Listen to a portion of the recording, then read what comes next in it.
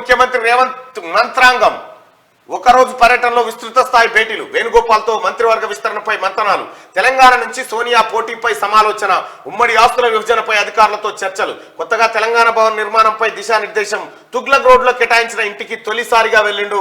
ఈ తుగ్లక్ రోడ్ లో గత 20 ఏళ్ల నుంచి కేసీఆర్ ఉండేటోడు.